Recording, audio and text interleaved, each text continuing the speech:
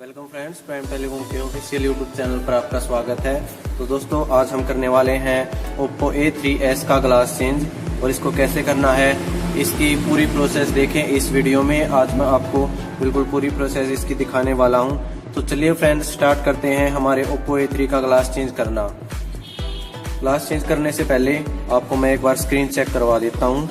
तो इसकी स्क्रीन है बिल्कुल ओके है, प्रॉपर वर्क कर रही है, टच भी ओके चल रही है। और इसका जो ग्लास है वो आप देख सकते हैं, जो ग्लास है वो टूटा हुआ है, तो हम इसको आज चेंज करेंगे। तो चलिए सबसे पहले हम जो इसकी सिम ट्रे है उसको बाहर निकाल लेंगे। ये हमने इसकी सिम ट्रे है बाहर इसको निकाल दिया है और अब हम इसकी जो पूरी कंप्लीट प्रोसेस है बाहर निकालने की वो करने वाले हैं।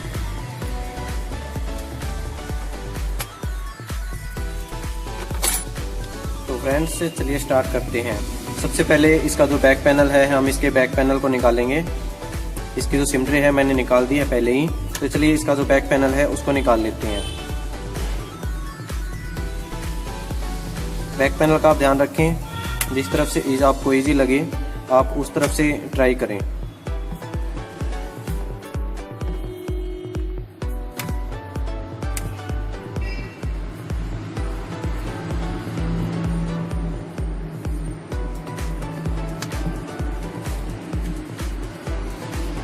ये जो टूल मैं यूज़ कर रहा हूँ आप इससे भी कर सकते हैं, साथ में ये वाला जो टूल होता है इसकी मदद से भी आप इसको ओपन कर सकते हैं, या जो भी ओपनर आते हैं मार्केट में आप कोई भी ओपनर यूज़ कर सकते हैं।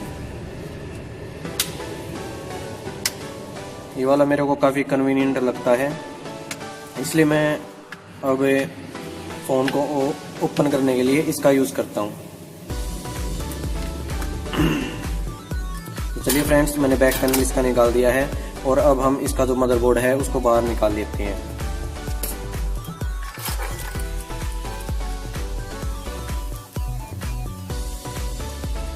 तो फ्रेंड्स, इसके जो स्क्रूज हैं वो मैंने सारे निकाल दिए हैं, तो लास्ट वाला भी मैंने निकाल दिया है।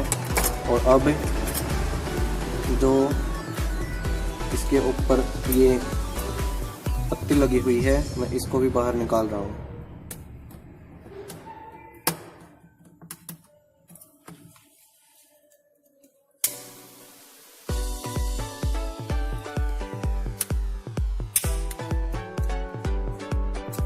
चलिए एक स्क्रू और रह गया है।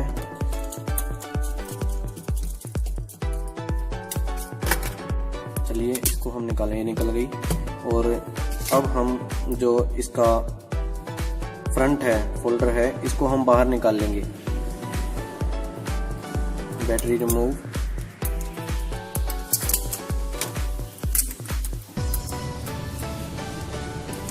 और अब हम एक बार इसकी बैटरी है उसको भी निकाल लेते हैं।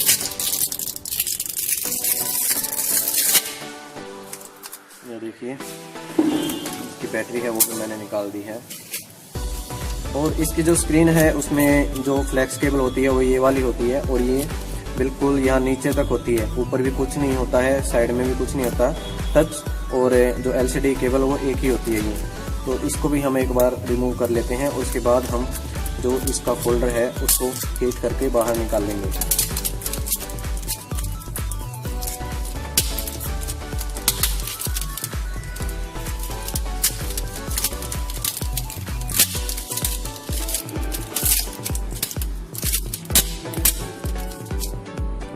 चलिए ये मैंने कर दिया है। अब हम इसको अपनी हीटिंग मशीन पे कम से कम 5 मिनट तक गर्म होने के लिए रख देते हैं। उसके बाद में जो इसकी स्क्रीन है उसको हम बाहर निकाल लेंगे। चलिए आपको लेके चलता हूँ अपनी हीटिंग मशीन पे।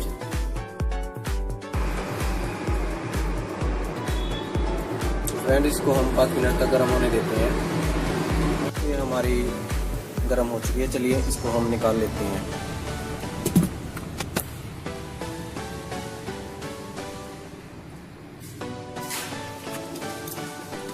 चलिए इसमें मैंने आपको बताया भी है, जो इसकी फ्लैक्स केबल है ये LCD और टच की, ये नीचे की तरफ है, यहाँ इस तरफ, यानी आप यहाँ मान सकते हैं। तो इसको हम अगर ऊपर से या साइड से अगर स्टार्ट करते निकालना तो ज़्यादा बेटर रहता है। तो मैं इसको देखता हूँ किस तरफ से ये इजीली बाहर आएगा, क्योंकि इसमें स्पेस है वो बिल्कुल ही कम होता है हर एक तरफ से, क्योंकि नोच वाली डिस्प्ले है और काफ़ी बारीक बेजल्स होते हैं इसके अंदर, तो इसी वजह से इसमें स्पेस बहुत कम होता है।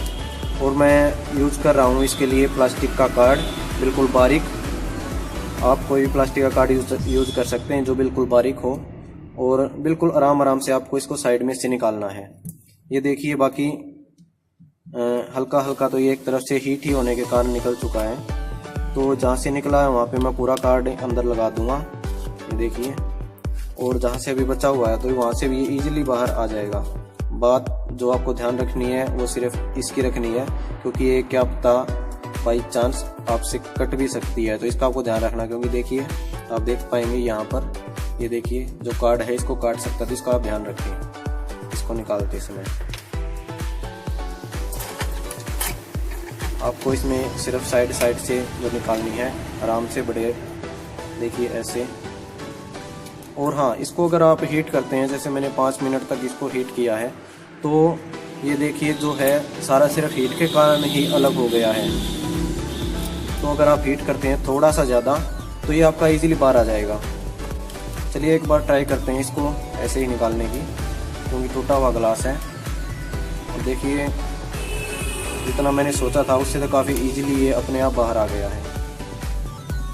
निकालते टाइम आपको पूरा ध्यान रखना है इस बात का, ये जो कांच के टूटे हुए टुकड़े हैं ये इसको ख़राब ना कर दें, इस चीज़ का आपको ध्यान रखना है। मैं बड़े आराम से निकाल रहा हूँ, क्योंकि कांच के टुकड़े हैं वो जो चिपके हुए हैं डिस्प्ले के ऊपर, और काफ़ी बारीक टूटे हुए हैं। देखिए, ये मैंने निकाल दिया है। चलिए एक बार हम इसको चेक करेंगे कि हमारा सेफ निकला है या नहीं निकला है। मैं इसमें लगा लेता हूँ इसको, और एक बार बैटरी लगा के मैं करता हूँ चेक इसको। ये मैंने इसके अंदर लगा दी है बैटरी, और एक बार इसकी जो डिस्प्ले है ये, इसको मैं लगा देता हूँ इसके अंदर।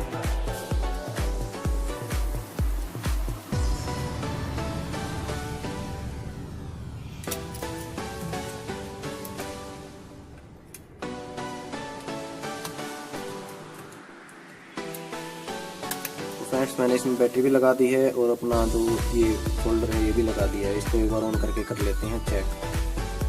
तो फ्रेंड्स, जैसा कि आपको दिख रहा है, जो हमारी स्क्रीन है वो ओके है अभी तक, तो ये बिल्कुल सेफ निकल आई है। तो चलिए अब जिसके ऊपर का टूटा हुआ ग्लास है, इसको हम अपनी हीटिंग मशीन पे रख के अलग अलग करेंगे। इसको अलग करने से पहले मैं आपको एक टिप देना चाहूँगा। आप जो टूटा हुआ ग्लास है, इसके काफ़ी छोटे टुकड़े हैं, तो इसके ऊपर आप एक बार लेमिनेशन लगा लें, इतना कटिंग करके, और एक बार लेमिनेशन लगा लें, ताकि ये जो टुकड़े हैं ये आपके इधर उधर ना बिखरें, और आपका जो ग्लास है सेफली डिस्प्ले से अलग हो जाए। तो चलिए मैं एक बार इसके ऊपर वो भी लगा लेता हूँ। चलिए वर्किंग और देख लेते हैं एक बार। वर्किंग भी हमारी ओके है, जो टच है वो भी चल रही है, डिस्प्ले भी ओके है।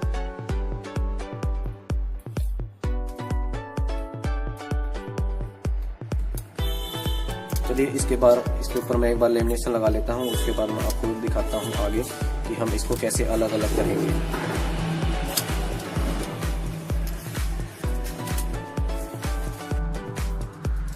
तो फ्रेंड्स, चलिए इसके ऊपर हम ये जो लेमिनेशन है ये मैं इसके ऊपर लगा देता हूँ, ताकि जो कांच के टुकड़े हैं वो इसके बाहर ना निकलें, ये इजीली हम इसको अलग कर पाएँ। वाइपर की मदद से आप इसको लगा दें, दबाव मत दें, क्योंकि नीचे इसके जो है डिस्प्ले का पट्टा होता है और वो इसको डैमेज कर सकता है। तो इसको आप बिना दबाव लिए इसके ऊपर लगाएं। इसके एक बार मैं कर देता हूँ कटिंग, और इसके बाद मैं आपको अपनी हीटिंग मशीन पे, टच सेपरेटर मशीन है, उसके ऊपर लेके चलता हूँ, और वहाँ पर फिर हम इसकी जो ग्लास और टच की रिमूविंग है वो करेंगे। तो पहले मैं एक बार इसको कट कर देता हूँ, जितना एक्स्ट्रा लेमिनेशन ये लगा हुआ है वो सारा। लेमिनेशन लगाने का काफ़ी फ़ायदा रहेगा, जो ग्लास के टुकड़े इधर उधर नहीं बिखरेंगे, तो ग्लास है पूरा का पूरा उतर जाएगा। तो इसलिए हमें लेमिनेशन लगा लेनी चाहिए इसके ऊपर, जो ग्लास वाले सेट होते हैं उनको करने के लिए। तो टच वाले होते हैं उस पर आपको ज़रूरत नहीं होती है, क्योंकि उसके जो टुकड़े हैं वो इतने फैलते नहीं हैं।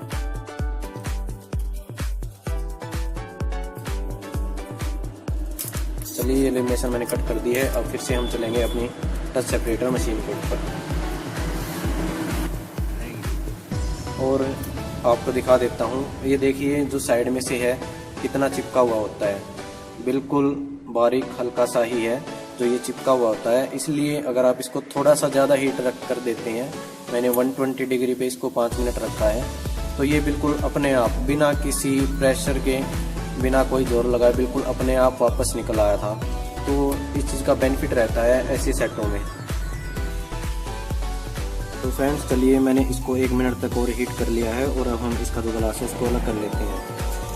वैक्यूम मैंने ऑन कर दिया है और अब जो इसका ग्लास है वो मैं करने वाला हूँ अलग। इसका ध्यान रखें आप कि जो साइड में हल्की हल्की ग्लू लगी हुई है उसका आपको पूरा ध्यान रखना है। कई बार इसी की वजह से जो फोल्डर की फिल्म लगी हुई होती है वो खराब हो जाती है, वो कट जाती है। बिल्कुल हल्के हाथों से आपको इसे चलाना है।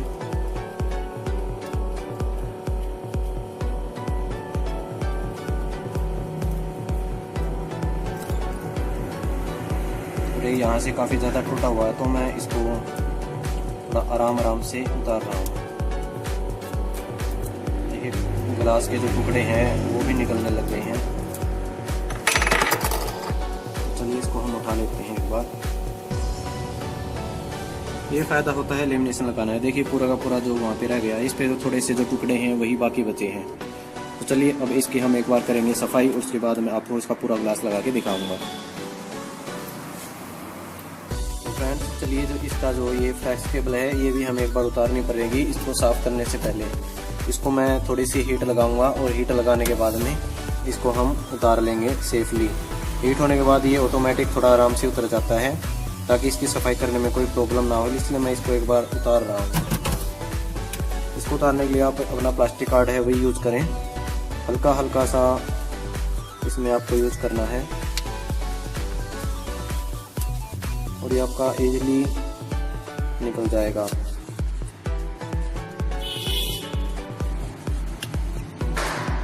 देखिए मैंने इसको उतार दिया है। चलिए अब हम इसकी है एक बार क्लीनिंग कर लेते हैं। क्लीनिंग के लिए आप ग्लू क्लीनर का यूज़ कर सकते हैं, फाल्कन 530 का यूज़ कर सकते हैं, या फिर एक जो गैस्केट रिमूवर आता है वो भी आप यूज़ कर सकते हैं।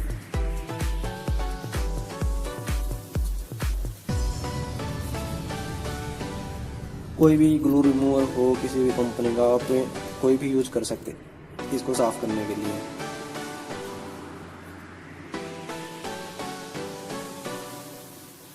तो देखिए मोस्टली है वो साफ़ हो चुका है। हल्का फुल्का जो साइड में से ग्लू एक आधी जगह लगी हुई है वो साफ़ होनी बाकी है। तो चलिए इसको मैं एक बार कर लेता हूँ साफ़, फिर मैं इसके ऊपर लगाने वाला हूँ OCA और उसके बाद में आपको मैं ये करवाऊँगा चेक ऑन करके कि हमारा जो ये LCD अभी बची हुई है ये प्रॉपर वर्क कर रही है या नहीं कर रही है, वो सारा मैं आपको चेक करवाऊँगा। चलिए एक बार मैं इसको पूरा क्लीन कर लेता हूँ। तो फ्रेंड्स मैंने इसको कर दिया पूरा क्लीन और अब मैं इसके ऊपर लगाने वाला हूँ OCA। तो इसके ऊपर चलिए हम ये वाली जो OCA है ये लगाएंगे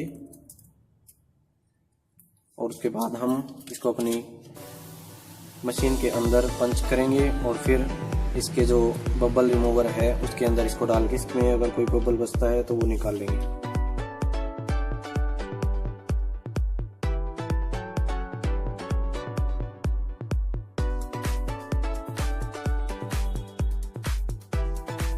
इसको मैं दोनों तरफ से थोड़ा थोड़ा रख रहा हूँ क्योंकि जो इसका नोच वाली डिस्प्ले है तो इसके लिए कि इसकी जो कटिंग है मैं आराम से कर पाऊँ, तो इसलिए मैंने दोनों तरफ थोड़ी थोड़ी जो OCA है वो रख दी है। मैं दोनों तरफ से इसकी कटिंग करने वाला हूँ।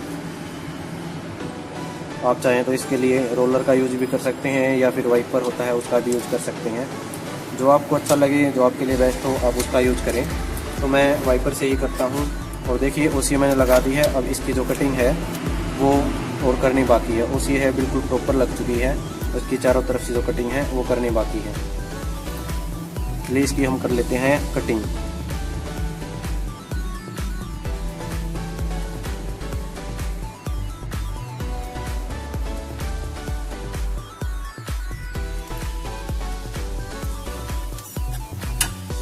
कटिंग के लिए आप ये वाला ब्लेड भी यूज़ कर सकते हैं या फिर जो मार्केट में स्पेशल OCA मशीन की कटिंग के लिए आते हैं वो भी आप यूज़ कर सकते हैं। जो आपको अच्छा लगे आप वो इसमें कटिंग के लिए यूज़ करें।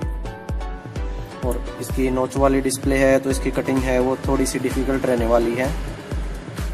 पहले मैं साइड से कर लेता हूँ और लास्ट में जाके जो इसकी नोच है उस तरफ से मैं इसकी कटिंग करूँगा।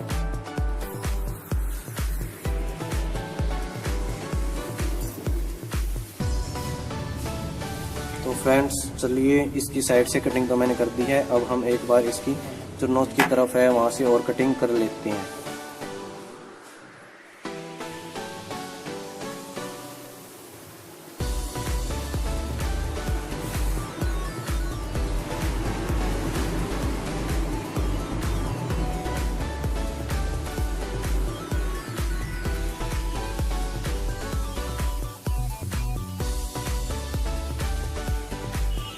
तो फ्रेंड्स मैंने इसकी पूरी ओसी की कटिंग कर दी है। बिल्कुल परफेक्ट जो कटिंग है वो मैंने इसकी कर दी है। आप देख सकते हैं बिल्कुल ओके ओसी की कटिंग कर दी है। तो चलिए मैं इसको एक बार आपको ऑन करके दिखा देता हूँ। इसको मैं एक बार इसमें कर लेता हूँ फिट और आपको ऑन करके दिखाता हूँ इसको। इसमें आपको एक बात ध्यान रखने वाली है कि इसको आप फ्रेम में लगा के चेक करें। कई बार अगर आप बाहर से चेक करते हैं तो इसकी जो टच है वो आपकी चलेगी नहीं। तो इसलिए मैं इसको फ्रेम के अंदर पूरा डाल के फिर चेक आपको करवा रहा हूँ कि हमारा जो अभी तक जो डिस्प्ले हमने बनाई है वो अभी तक ओके है या नहीं है।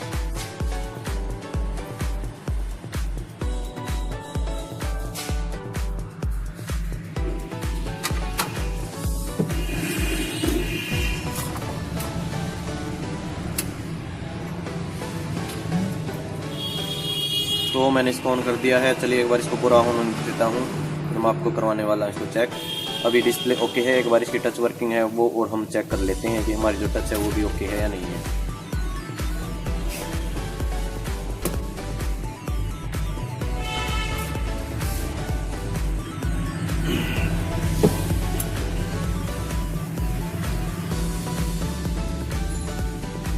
तो फ्रेंड्स हमारा सेट ऑन हो गया है। एक बार इसकी टच वर्किंग और चेक कर लेते हैं।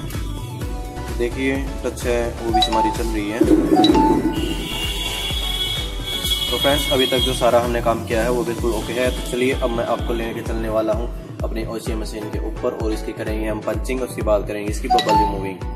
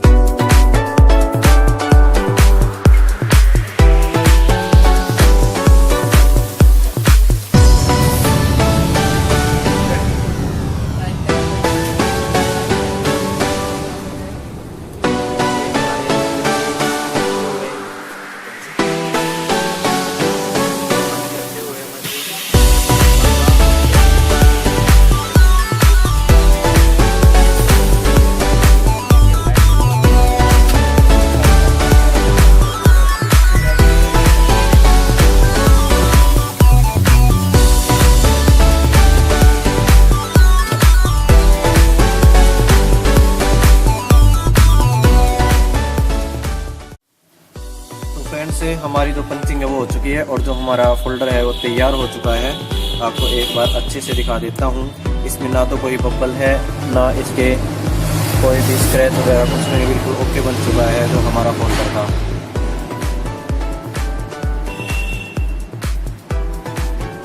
देखिए बिल्कुल ओके है, वो हमारा फोल्डर बन चुका है। ग्लास हमने लगा दिया है और आप फिटिंग भी देख सकते हैं, बिल्कुल ओके बना हुआ है। तो चलिए इसको मैं आपको चेक करवाऊंगा और इसको मैं पैक करने वाला हूँ अभी इसके फ्रेम में। अभी मैं इसको लगाने वाला हूँ, तो चलिए इसको मैं लगा देता हूँ और आपको ऑन करके भी दिखाऊंगा, पूरा चेक करवाऊंगा कि जो क्वालिटी है वो कैसी बनी है। जो हमने इसके अंदर ग्लास यूज़ किया है वो ओरिजिनल ग्लास लगाया है और अब मैं इसके ऊपर ग्लू लगाने वाला हूँ, हल्की हल्की बिल्कुल, क्योंकि बेजल्स बहुत ही कम है इसके अंदर। बिल्कुल बारीक बारीक ग्लू लगेगी इसके अंदर, नाम मात्र की। उसके बाद इसको मैं इसके अंदर लगाता हूँ।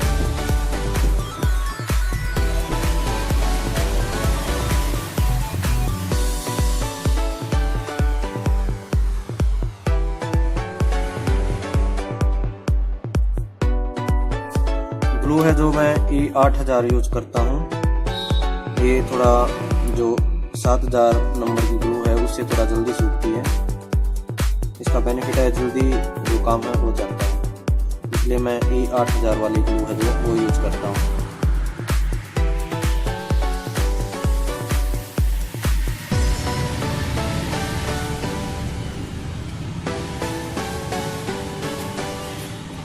फ्रेंड्स, अगर आपको ये वीडियो अच्छी लगी हो तो इस वीडियो को आप लाइक करें, शेयर करें और कमेंट करके बताएं कि आप कौन सा फ़ोन है उसकी वीडियो देखना चाहेंगे।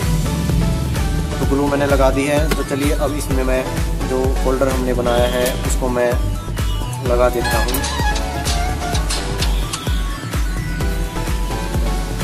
उससे पहले कैमरे के ऊपर ये लगाना ज़रूरी है ताकि धूल मिट्टी है वो इसके अंदर ना जाए। चलिए अब हम जो अपना फाइनल वर्क है वो करते हैं और इसको फिक्स कर देते हैं।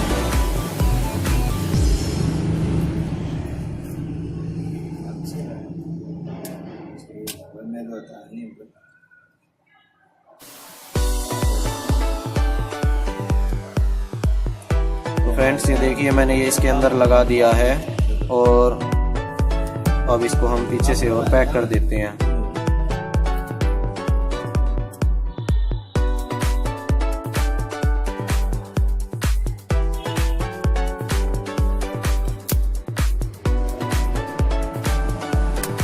फ्रेंड्स काफ़ी इजी रहा इसका जो ग्लास से चेंज करना, क्योंकि बेजल्स कम है, इसकी वजह से सिर्फ फिटिंग के कारण ही जो हमारा ये निकल आया था ऑटोमेटिकली, तो इसलिए थोड़ा सा इजी रहा ये मेरे लिए करना।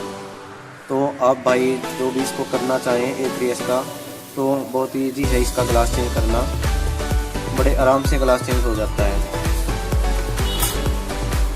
और एक और बात, इसके अंदर कोई फिंगरप्रिंट सेंसर नहीं दिया कंपनी ने, सिर्फ नोच वाली डिस्प्ले डाल के ये फ़ोन दे दिया है। तो जिनको नहीं पता, तो इसके अंदर कोई फिंगरप्रिंट सेंसर नहीं है और ओनली 16 GB की इसके अंदर मेमोरी है। सिर्फ नोच की डिस्प्ले इसका जो मेन हाईलाइट है वो है, और कुछ बाकी सिंपल फ़ोन की तरह ही है, ज़्यादा कुछ नहीं है इसके अंदर।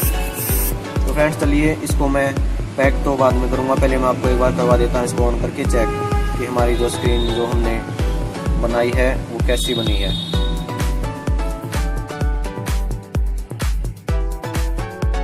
देख सकते हैं दोस्तों, बिल्कुल ओके बना है, फिनिशिंग भी बिल्कुल ओके आई है। और ऑन होने देते हैं इसको।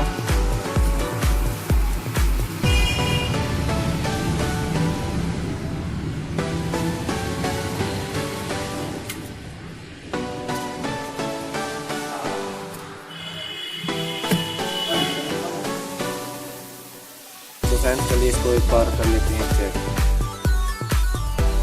देखिए जो डिस्प्ले है ओके है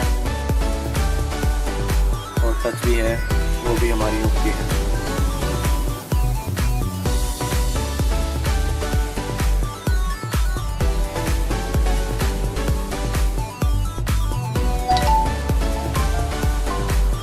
देखिए बिल्कुल ओके है। और इसमें गेस्चर्स हैं, बैक के लिए कोई बटन वगैरह नहीं है, तो गेस्चर की वजह से आपको सब कुछ करना पड़ता है। तो फ्रेंड्स, हमारा जो फ़ोन है वो रेडी हो चुका है। और इस वीडियो को अगर आपने पसंद किया तो लाइक करें, अच्छी लगी है तो शेयर करें और हमारे चैनल को सब्सक्राइब करें। Okay friends, thank you for watching.